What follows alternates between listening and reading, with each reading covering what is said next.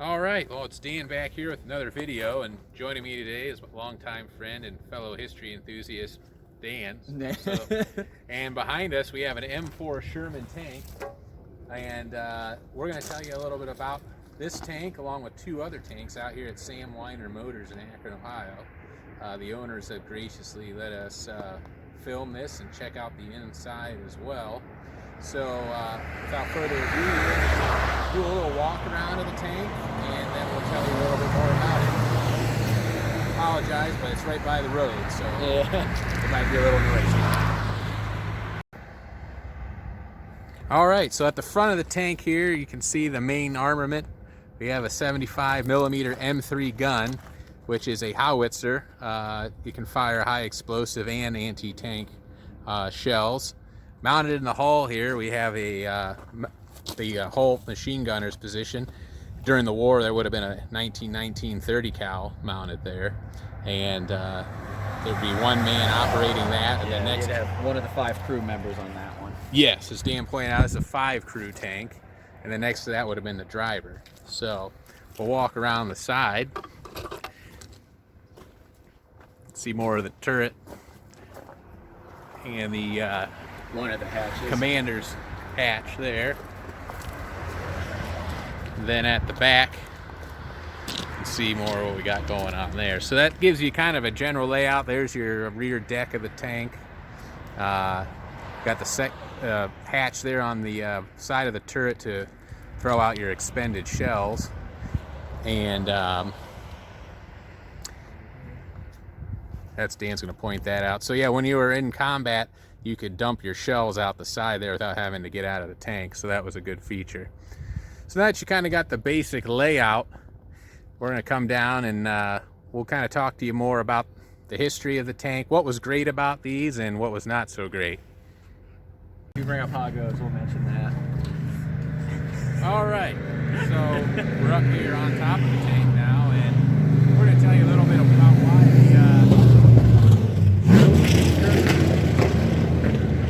well, that guy just thinks he's hot shit. No hood on his fucking truck. Go But ahead. I'll tell you, he ain't as cool as us because we're on a fucking Sherman.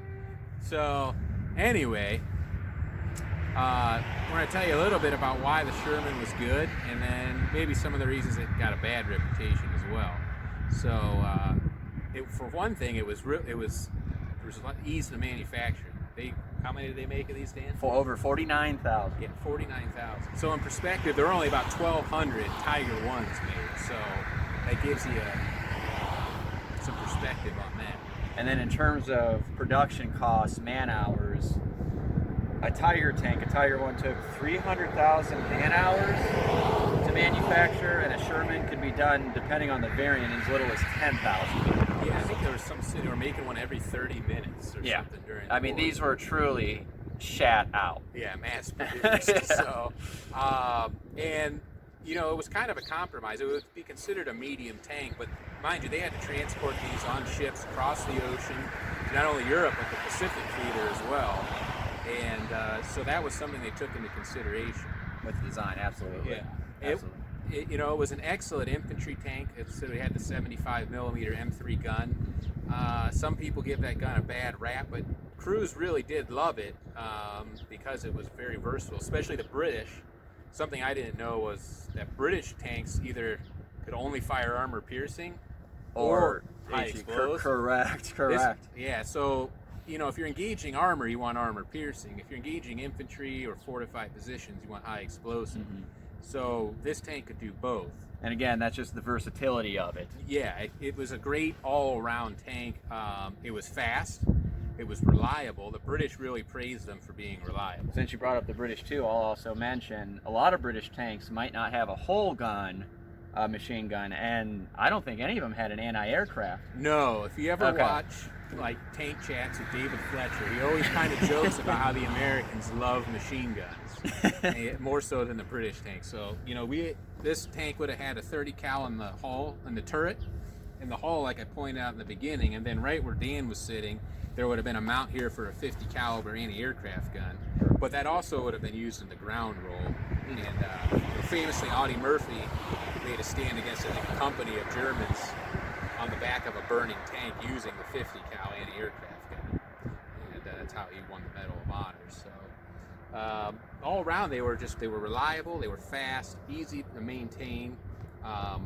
Point we talked about before starting the video, the transmission on this vehicle is in the front, and in order to access it, there's an access panel that bolts off, and that made maintenance relatively easy in comparison to, say, a Panther tank, where you actually had to remove the turret and pull the transmission out through the turret ring. So that was again, just ease in the design, because you're thinking we've got to move this, we have to make it easy to work on, we have to make it reliable, we have to make it, and this did fill a lot of roles. Yes. When it replaced the M3, I mean, this really did do a good. Yeah, there is the, well, when we get more to the cons, but again, like you mentioned, at the low velocity of the 75, yeah, the armor piercing rounds weren't that effective, and I think the German 50 millimeter was actually more effective in armor piercing roles than this gun. But that was something that kind of was rectified later on. But initially, when this was designed too, at the time, not only was it a good tank, but it was good even against other tanks potentially. Because it's just this armor's got beefed up, things like that, and the Tiger having 100 millimeters on the front, this can't do jack squat to it. No, in the Pacific they were more than adequate. The Japanese tanks were pretty much junk. Yeah. And so the Sherman did excellent there. But as the Germans came out with the Panthers and the Tigers, this 75 millimeter gun was pretty much worthless, as Dan said. Frontal armor and things like that, correct. You had to get within about 400 to 600 yards of a Tiger to even try to take it out. I think that was even with a side hit. You had to go for the side or the ass. And not just that, you see the size of this, and you're only cruising about, what, 25 miles an hour.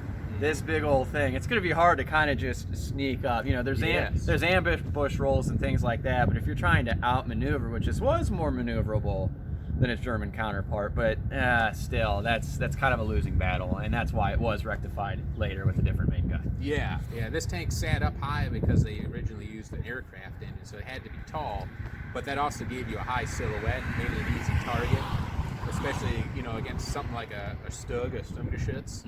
It's a German anti-tank vehicle. They sat very low, and they had the high velocity 75, which was more than adequate.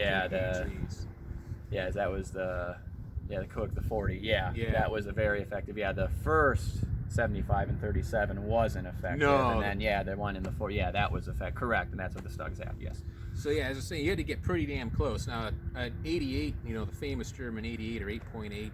It could take one of these out at 2,000 yards. So you were well within that kill range with this 75. And that's even taking into account the armor. There's decent slope, things like that, but frontal for the turret, the hull, you're around 75, 76 millimeters. So it's not like it was lacking armor, especially when you compared it to the Japanese. The Ha-Go, its thickest part was 12 millimeters. Yeah, so it had decent armor. Yeah, it's just... That German high-velocity round was just... Correct. lethal. Correct. And training and things were also a factor. We were rushing guys over there, into the war. Replacements weren't always the most experienced, and sometimes they'd send a whole group of Shermans out, and only one might come back. One particular story I remember, there's a book called Death Traps, and it's about a guy who was a tank maintenance commander in the war. And I think they sent out 18 new Shermans, and only one came back. But, like I said, the Germans were masters of defensive warfare. Another thing I was going to mention, when he mentioned the crews, and you have an experienced crew, with anything, when you have an experienced crew, I don't care what it is, they're going to, whether it's anti-tank, gun, tank, whatever, they're going to work better. And what was it, the War Daddy, Sherman Commander. Oh God, what was the name of his tank? In the Mood. Oh, okay. The In the Mood tank. He had 3 different tanks, but I mean, he was basically going across Europe, tearing it up. But he was an experienced commander with the same crew that was reliable. They did have tank losses, but the crew usually made it out, and they just transitioned to another tank, and they were very effective. And they'd even spearhead a lot of offensive operations. Yeah. So when you get an effective crew, even if it might not have the best armor, the best gun given the situation, it can still be a truly effective machine in its role. You can play on its strengths while covering your weaknesses. Yeah, absolutely. And that, you know, as Dan said, they did eventually rectify the shortcomings of the 75. The British would add the 17-pounder, which was more than adequate in piercing a Tiger tank. Correct, called the Firefly. Yes, the Firefly Sherman. And then the U.S. would add the 76 millimeter high velocity gun, which was also, I think, could destroy a Tiger at about 1,200 yards. And it could actually engage from the front then, so you took care of that thing where you didn't even need to outmaneuver, because there was a Tiger tank ace, God, I wish I had his name remembered, in Normandy. Yeah. The Shoemaker engaged them and it was gone, but he did it with the 76 millimeter version of the Sherman. Yeah, that might have been, oh God, what's his name now? We'll have to look it up and add it in the credits.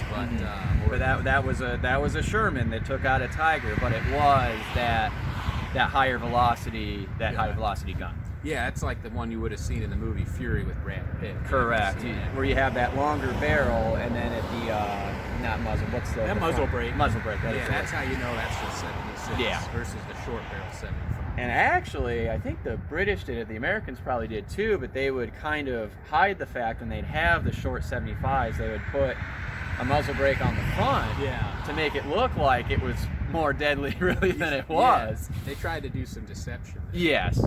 And touching on this, so in the movie Fury, if you haven't seen it, you know, they have that Tiger scene, and realistically in that scene, the Shermans in that could have easily destroyed that Tiger at that range. They wouldn't have had to have been that close. But in the movie, I think they were just trying to capture that feeling of how deadly the Tiger was and how they would have to maneuver and try to outsmart a Tiger in order to take it out in that more 400 to 600 meter range, not, I don't know, probably 100 yards in the movie, but they were trying to cinematically capture what that would have been. Because you had Brad Pitt's had the 76, and then you had the two other ones, and I think they were like the 75. Correct, and they were just like this. So and you wouldn't just kind of gung-ho either at it. That was kind of a what's going on here moment of the movie. Realistically, late in the war, if maybe they had engaged one Tiger, had spotted it, they may have just called for artillery or air support.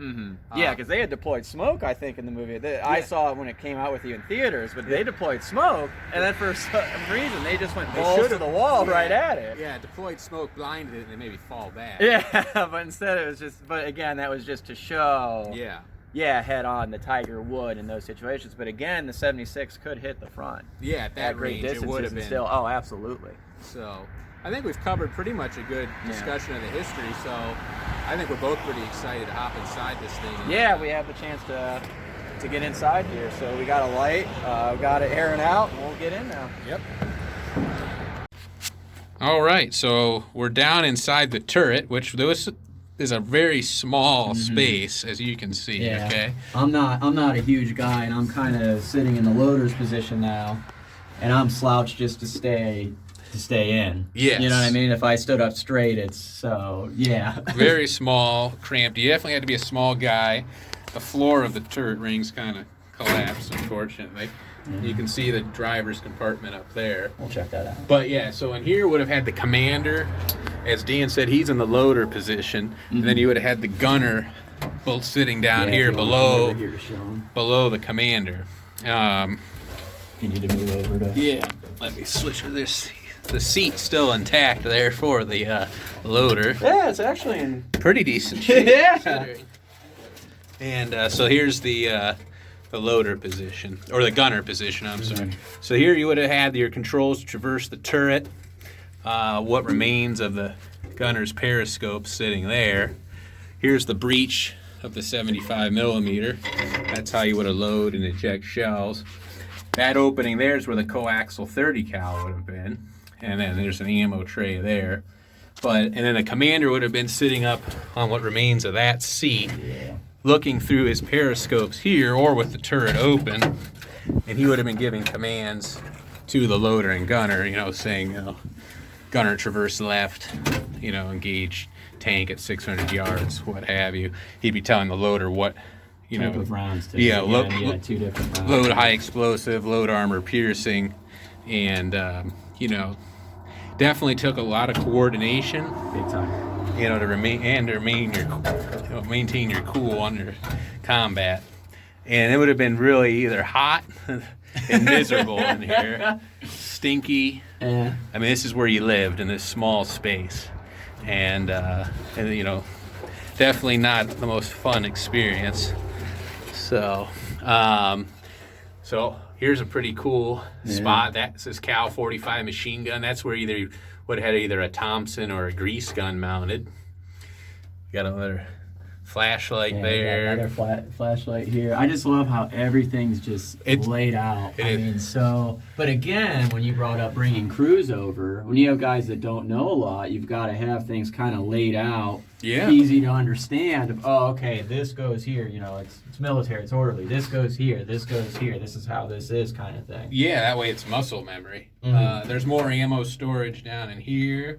Oh, rations. Yeah, I just saw that too. So you would have probably had some cases of K or C I can't rations. make out what that says. No, fire extinguisher mount. That's made by General Electric. Oh, it's a door of some kind. What's it? Just little compartments. Okay, so just a little storage. Yeah, maybe first aid or something, spare parts. And sometimes, you know, crews weren't necessarily, replacements may not even be a tanker. They touch on that in Fury. Sometimes we need a body, you know, and you're just going to throw you in the tank. This is, we got here, danger. Do not traverse turret until driver hatches are closed and all crew members are clear. And turret traveling lock has been released. That's a good note. I get why they put that note there. Again, new people, you don't want to be ripping hatches off when you're moving around. Yeah, you got the driver's hatches open. You start swinging the gun around. That could. We'll see if we can get those open. Should I go up there now or? Yeah, so you've got kind of the layout here of inside the turret. So we're gonna move up to the front compartments and see what that's about. Kind of just to show the size issue thing, which I got a fat ass, but I can't even squeeze in that way. I'll have to go in like this. And again, not a big guy, but yeah, you had to be small. All right. So now you're down in the bow gunner's position. Floor actually seems solid. Yeah, it should be, I mean, because that's armor plate down there. The turret ring was just kind of sheet metal. But again, if I sit, this is where I'm at. Oh, yeah. So if I was to have this position, you know, when I come back here. Yeah, you're just sitting there looking through that periscope. Yeah. And you don't really have a sight. You're just basically using the tracers to kind of help you guide where your bow gun is aiming at. So. And there's your pin to lock it in. Yep. So, and then to the left would have been the driver's compartment. I'll hand the camera down. You can check that out. I'll show. So, yeah, because we really want to show the inside. Okay, so this was, again, where your whole machine gun would be at. Just to show you. Hoping I'm getting it. Yep, right there. So firing that way, obviously. And then over in this seat, which maybe I'll get in there and just kind of check it out. Yeah. Okay. You got that, you know, the drive train there to climb over, but again, just imagine having to get out of this thing as shit.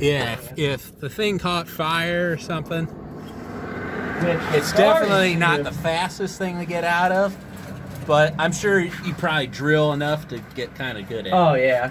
So. Okay. So you would be driving from that position using your brake levers to steer, you know, and the driver might, you know, or the commander might, you know, say right stick, left stick, telling you which way to turn. There's more ammunition stowage down there. Okay. Yeah, I see the difference. I mean, and that's pretty, I'm sorry, but that's pretty ornate. Yeah. Like, I mean, just the amount of... Yeah. These are really well made. Oh, for sure. There would have been 30 cal ammo boxes there. So, yeah, as you can see, it's cramped in here. This would not be again fun. Can't sit straight up. No, the only way you can sit is if you had hatches open. Otherwise, it's cramped. So, All right, so that pretty much concludes the Sherman tour. We're going to take some still shots, then we're going to move over to the other two tanks.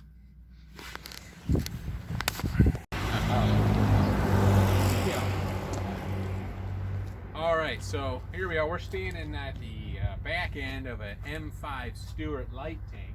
The reason we're starting at the back is the turret is traversed to the rear in the transport position. So the M5 was an improved version of the earlier M3 light tank, and these were developed before the war, I think from what was the M2. And by the time these really got into action in North Africa, they were pretty much obsolete. I mean, they were, I shouldn't say that, I guess they were considered to be about equal to the Panzer III, but they didn't fare as well because the Germans were just better trained at that point in the war. But you know, they became pretty obsolete pretty fast.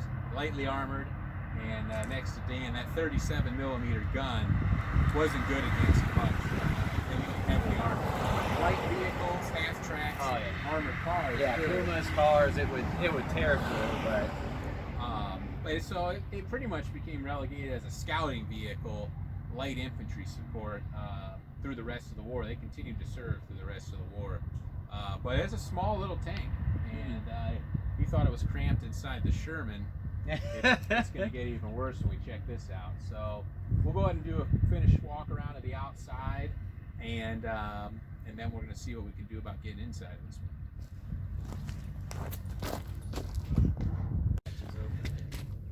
So this would have been equipped with a gasoline V8 engine. Earlier models had the aircraft radial engine, like that was also used in the early Shermans. You can see how small that turret is. We have some pieces of extra track mounted on there. There's your shell ejection door. Some of the development on this tank would influence the Sherman. There's your bow gunner position again, very similar to the Sherman. Now the M3 had two hull machine guns, but they eliminated that on the M5. They eventually just realized that more machine guns weren't always good. So very kind of similar layout, but this thing is way smaller. In fact, you can kind of see it next to that Sherman Recovery Vehicle that's next to it, and you can just see how small it is. So tiny little tank, but let's get inside and see what we can see. You can see that is a small opening. I mean, yeah, Dan if you're in a hurry, barely fits inside that little turret. Yeah. It's definitely, this would not be a comfortable tank to operate out of. I definitely would not want to be in this thing. It's very small, not the most well armored. Yeah, I think it was around 36 millimeters, something like that, for the frontal armor. So yeah, I mean, it deflect, you know, machine gun and light anti-tank, but 20 millimeter machine gun, 50 cal, but even a 37, things like that are going to kind of. Yeah, it's not going to be good. So, but this thing was very fast, so you did have that to your advantage. It could zip along pretty well. And you mentioned the profile of the Sherman. This is off. It's a little lower profile, but still kind of high profile because of that radial engine they initially had. Yeah, that's true. But definitely a little shorter. So I'm going to hand the camera down inside. All right. So here we have. There's your little 37 breech. Yep. There's your 37 ammo storage down below there. And again, I like to me that's pretty. Yeah, it's. I mean, very well laid out, very well done. So you probably had your different. Yeah, maybe you had high explosive and armor piercing. So you know where to grab from. Yep. Okay. There's engine accesses there. And then up front. Oh, hand me that light. Thank you. Yep. So light this up. Oh, yeah, look how small that output shaft is there in comparison to the one on the Sherman down there by your right leg. Where am I? Right here? Yeah. See that? Oh, The oh. universal joint there? Yeah. A lot smaller The than U-joint? than Wow. the one that's on the Sherman. So. Wow. Flashlight, probably. So you had 2 men in the turret here. Yeah, I believe, so and then 2, a driver and a gunner. correct. You had a driver and a gunner. I don't know about the 2. So you had, was your commander also your gunner? I believe that's how that would have been on Okay. this. Commander was the gunner, and then you had the loader. And I think that's how it was on a lot of Russian tanks. And that was another thing that was also very ineffective. To have the same guy commanding, also gunning, Yes, was a very difficult task. The French tried to utilize. The French actually had some pretty good tanks in the early part of the war, but one of them only had a 1-man turret. Oh, so that guy had to do everything? He had to do everything. I And didn't it know was that. terribly ineffective. You know, he had no. He'd have to range the target. Oh, you know, where's it at? You know, all that type of thing. Try to shoot. Oh, I missed. All right, and where's it at now? Yeah. It's for battlefield awareness to have one guy that has his eye on the whole situation while someone else is doing a dedicated task. You're obviously going to be much more efficient. Yes. Yeah. So- The 3-man turret pretty much became the standard, and there was a reason for that. So. Is I think even the kind of a light tank too. I don't know if it would be same class as this, but the Russian T-70. I think that was the same thing where one guy was kind of either doing everything or he was at least commanding and gunning. Yeah, and that's again, it's hard to. It really is. We're back to the Sherman. You know, if you had someone out just kind of looking, hey, he's taking everything into account while he's telling the gunner where to focus, what to do, what to. Yeah, he can see and say, oh, you know what, he's moving, you know, traverse right. He's now at 400 yards. You know, trying to do all that by yourself in a 1 or 2-man turret, it's not effective. So Yeah.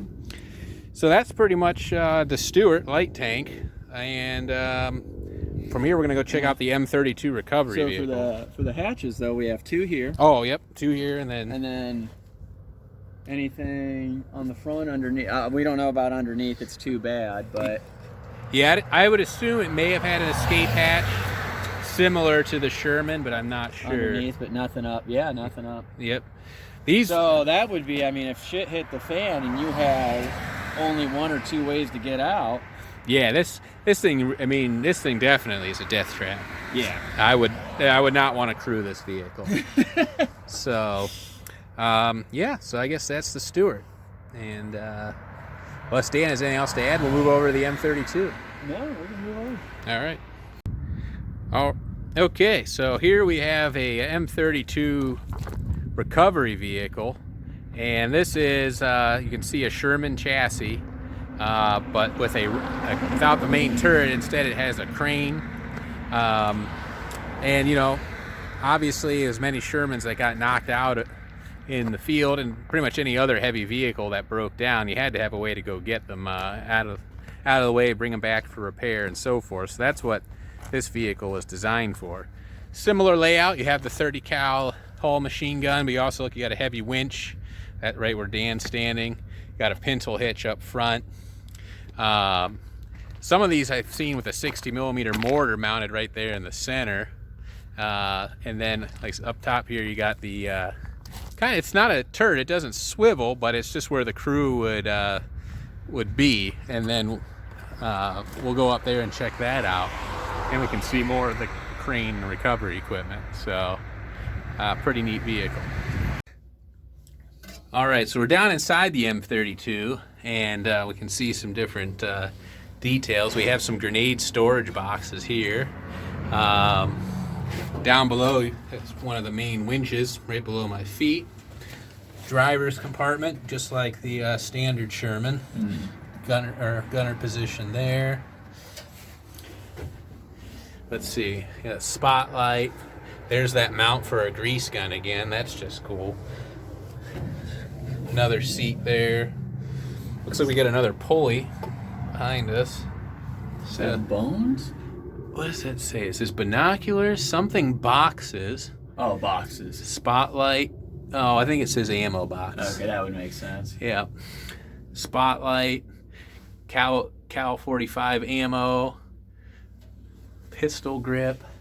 More grenades. First aid kit, yeah.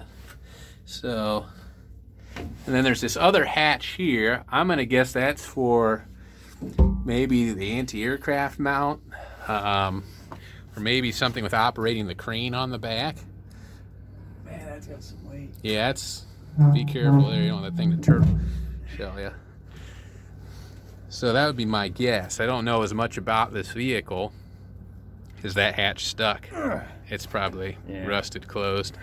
But you can see the large boom on the back, you know, where you'd attach your winch cable to recover a vehicle. Yeah, maybe that hatch has something to do with operating the crane, or a 50 cal mount would be my guess. Yeah, like you mentioned with the seat. Yeah, you got a seat there. Maybe that's the command. Maybe Yeah, I'm thinking commander. Commander would sit there, and then just another crewman here. Maybe a winch maybe the winch operator sat So here. probably like a 4-man crew. Yeah, I'm thinking it'd probably be something like that. The other interesting thing, which we can kind of talk about more, this is what you were saying earlier. This one shows the cast hull. Oh yes, the different holes. Yes. If you look at the standard Sherman over here, it has that angular hull. That's welded armor plate, whereas this one has a rounded cast hull. And I think that had a lot to do with just the different types of manufacturing. That you know, some factories were set up to do cast, some were set up to do weld. I would think speed-wise too, and I could be wrong, but just thinking from a manufacturing perspective, that's going to be much quicker and also easily more field repairable. Yeah, you know, the welding is something you can repair. Well, when you have a hole that's all one piece.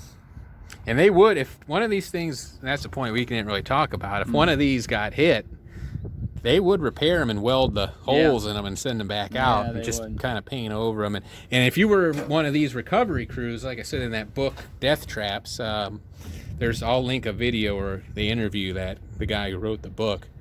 This is what they would have been going out in to haul these blown up Shermans back, and those guys had a pretty terrible job, because not only fixing them, they had to clean them out too. Yeah, hose them out. And if there was, you know, any killed crew members inside, that was their job too. So even though these guys weren't necessarily front line, they still had a pretty cruddy job. So. Oh yeah, and I mean, you know, having you know, grenades, munitions, things like that. You know, a lot of it is like there's a water can spot for recovery in that, and it, you know, maybe field repairs, but you know, they still had armaments. You know, they still could run into a situation where they'd have to use a submachine gun, toss some grenades, do things like that. Oh, for sure. Yeah, I mean, you know, the Germans would infiltrate the lines. I mean, especially, you know, like the Battle of the Bulge, they weren't expecting, you know, to run into all, you know, that whole offensive that happened. So well, and a tank's an asset to an army. So if someone wants to stop you from getting it, kind of thing, you know. That's a valid point too. You know, you see these guys trying to recover something,